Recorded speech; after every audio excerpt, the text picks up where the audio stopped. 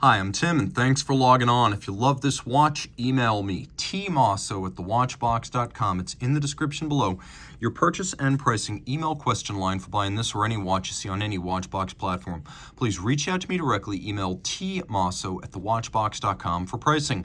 Today, we're discussing a 2021 model year launch in 200 pieces. This is the Honeygold Lange Söhne Zeitwerk Honeygold Lumen, a watch that is spectacular in every regard. The successor to the original Luminous Phantom Zeitwerk. This model includes the exclusive Lange Honeygold alloy, a glorious smoked sapphire dial, and the latest generation Zeitwerk movement. First, without any further ado, I know what you're waiting for. I shut up because I can't compete with that.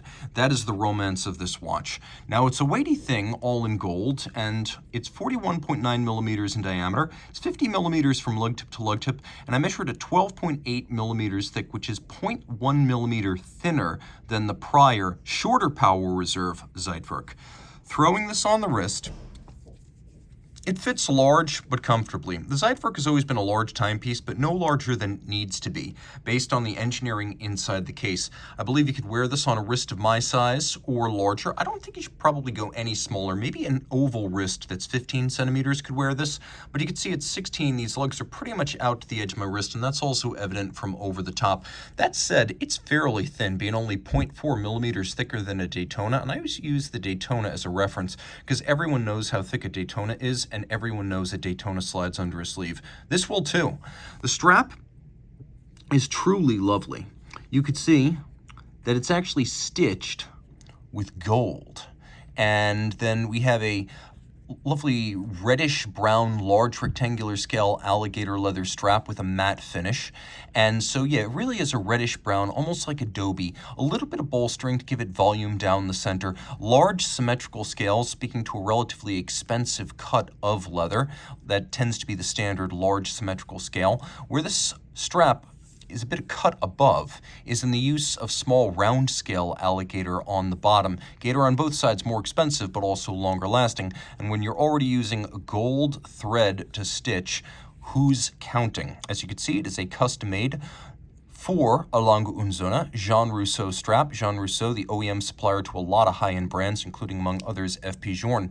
Everything matches, so we have Honeygold for the buckle as well. Now, Honeygold is an alloy of rose gold and yellow gold that almost looks like the straw gold from the Journe Society chronometer. It's a pale sort of gold. I would almost compare it to vintage 7, 9, and 14 karat gold, but it does have a concrete benefit. In addition to being a Lange exclusive, it is also very hard, more scratch resistant than other golds. The buckle is simple, Lange branded and faceted externally, but it has two features I always shout out because these things matter. When you have a suspended bridge or a bridge that arcs over the prongs, your strap will fit in the buckle rather than stacking up underneath. So you have that elevated bridge, so the strap fits in the buckle. Now, we also have this little retaining bar, because if you're like me and you have a small wrist and you're going to use the smallest hole or even punch smaller holes, you know a tightly strapped strap tends to get pinned on the pin. This little retaining bar prevents that from happening, so it's easy to remove your tightly strapped watch. That gold thread is spectacular, is it not? The case is even more spectacular, though it is characteristically Lange. The Zeitwerk has a unique crown and a unique crown feel, but the rest of the case is pretty much standard Lange. Now, they don't always satinate the mid-case, but I'm glad they did here to give a little bit of contrast and break up the sheer. The bezel has a vertical step, and then it's domed. You can see the lugs are stepped out from the case, and nowhere is that more evident than from this angle. They're also of high polish, and the case back is somewhat inset, giving the watch an appearance that it's even thinner than it is on the wrist. One of the big changes for this Zeitwerk generation is that we now have the ability to index and rapidly jump the hour display instead of grinding our way through 60 minutes again and again and again. This makes it both easier and safer to set your watch. Now, there's a lot else going on here that's worthy of mention, starting with the obvious. This is a luminous Lumen Zeitwerk. So the smoked sapphire allows light to enter in sufficient quantities to pre-charge the discs. So I'll show you. When the watch is in the dark, you can see underneath all the other numerals are already illuminated. That's why the entire dial is smoked, to let the light in. This structure, known as the time bridge, is actually part of the movement. It's made of German silver, but it's been coated with a nickel anthracite to make it a little bit more of a monotone dial. In fact, the only thing that breaks the monotone is the small amount of red in the power reserve, but you get a lot more power reserve now. This is a 72-hour power reserve versus 36 for the original Zeitwerk, and this has always been a pivot for the two discs that display the minutes. That's a clear sapphire right there. The screw on the dial side is black polished, and there's a lovely satination across the time bridge itself. Winding a Zeitwerk feels and sounds spectacular. And of course, based on what you saw earlier, you can see it does feature a hacking seconds function. Twice as much power reserve as the original. We're going to watch that again. I can't compete with that. Flipping it all over, you can see the movement's a little bit more orderly than it was previously. First, the time bridge no longer looks like a bent arrow. The steel structure that contains the Remontoir mechanism, it is now linear. So we have German silver bridges and plates and nickel copper zinc alloy, with the copper giving it that golden hue.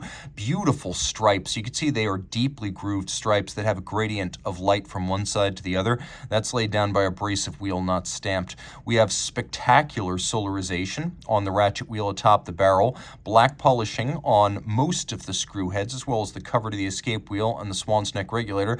We do have both fired and black polished screws on this case back. Why choose when you can have both? You could see that the balance cock as well as the escape wheel cock are freehand engraved.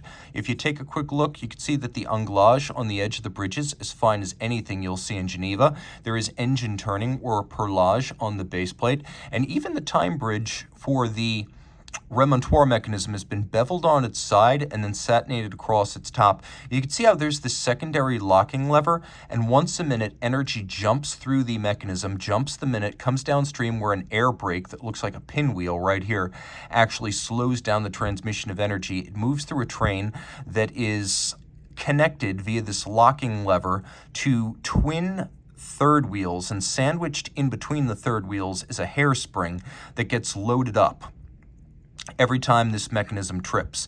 And so that hairspring is designed to be the actual power reserve that drives the escapement. And the way this works is that the locking lever allows the energy coming downstream from the minute jump to work its way into that hairspring, so this massive collection of mainsprings doesn't directly drive the escapement because it would destroy the escapement. It has too much force. So the result is not only do you protect the escapement from excessive force, but you ensure constant force to the escapement itself, which allows for much better timekeeping. Now, it's adjusted in 5 positions, which is the high horology and chronometer standard, and it features 61 joules. It still beats away at a stately 18,000 vibrations per hour. It's free sprung for durability, and then we have an overcoil hairspring, which is not a universal feature on Lange watches. It's an upscale rarity. You'll see on this, the Dado, and a handful of high complications. It allows the watch to keep more consistent time in every position. It's the caliber L0439, meaning it's the 9th evolution of the original Zeitwerk movement. And I should also mention that there's less fluctuation.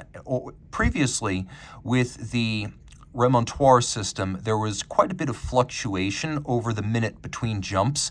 Now there's a lot more regularity within that 1 minute's worth of power reserve.